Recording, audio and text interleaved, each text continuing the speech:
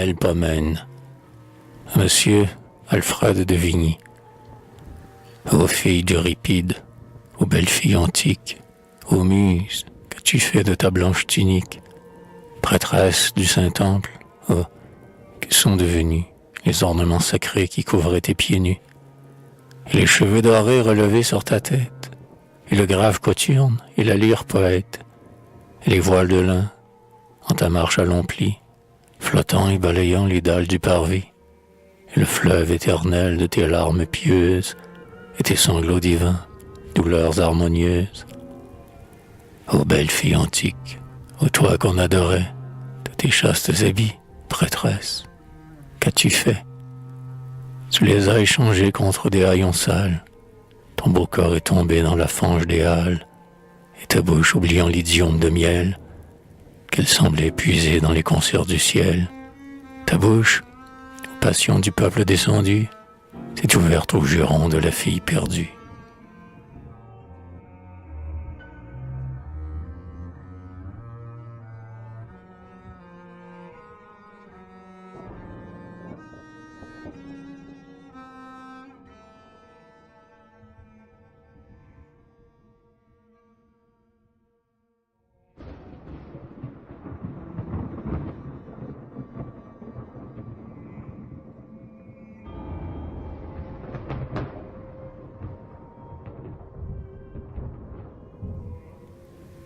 C'en est fait aujourd'hui de la beauté de l'art, car l'immortalité, levant un œil hagard, se montre hardiment dans les jeux populaires. Les théâtres partout sont d'infâmes repères, des temples de débauche où le vice honté donne pour tous les prix leçons d'impureté. C'est à qui chaque soir sur leur planche banale étalera le plus de honte et de scandale, à qui déroulera dans un roman piteux les plus grossières mœurs, les traits les plus honteux, et sans respect aucun pour la femme et pour l'âge, faire monter le plus de rougeur au visage. Allez, homme au cœur pur, allez en curieux, heurtez vos pieds le soir à tous ces mauvais lieux.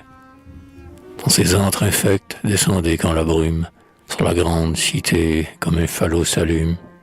Vous verrez au milieu d'un fleuve de sueur, sous un pâle soleil et sa jaune lueur, sans haleine, sans pouls et les lèvres muettes, tout un peuple accroupi sur de noires banquettes, écoutant à plaisir la langue des bourreaux, apprivoiser ses yeux au sang des échafauds.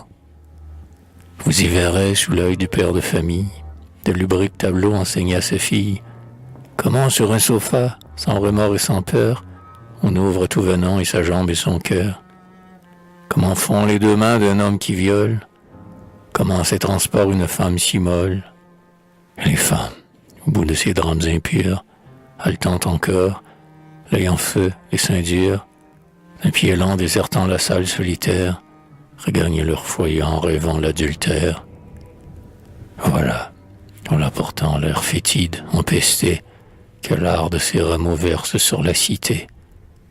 L'air malsain que Paris, comme une odeur divine, vient humer chaque soir de toute sa poitrine.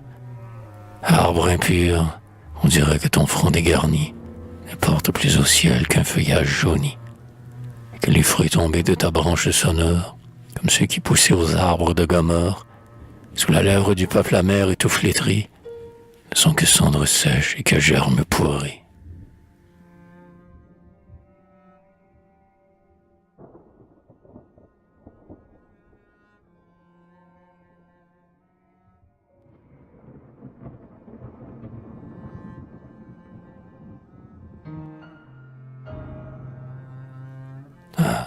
Dans ces temps maudits, les citoyens iniques ne sont pas tous errants sur les places publiques.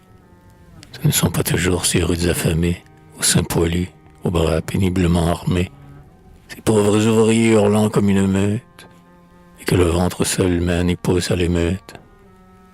Ces hommes de ruine et de destruction ne soufflent pas le vent de la corruption. Leur bras n'atteint jamais que l'aride matière. Ils ébranlent le marbre, ils attaquent la pierre. Et quand le mur battu tombe sur le côté, leur torrent passe et fuit comme un torrent d'été.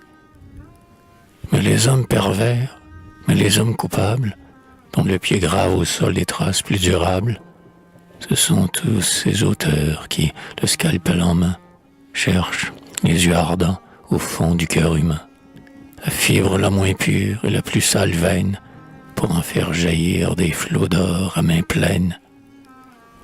Les uns vont calculant du fond du cabinet, d'un spectacle hideux le produit brut et net. D'autres, au riz du peuple, au brocard de l'école, promènent sans pitié l'encensoir et l'étole. D'autres, déshabillant la céleste pudeur, ne laissent pas un voile à l'humaine candeur. Puis viennent les maçons de la littérature, qui, portant le marteau sur toute sépulture, courent de siècle en siècle arrachés par lambeaux les crimes inouïs qui dorment au tombeau. Sombres profanateurs avides de dépouilles, ils n'attendent pas même au milieu de leurs fouilles que la terre qui tombe et refroidit les morts. De la fosse encore fraîche, ils retirent les corps, et sans crainte de Dieu, leurs bras absents, les livrent encore touchés aux clameurs de la Seine.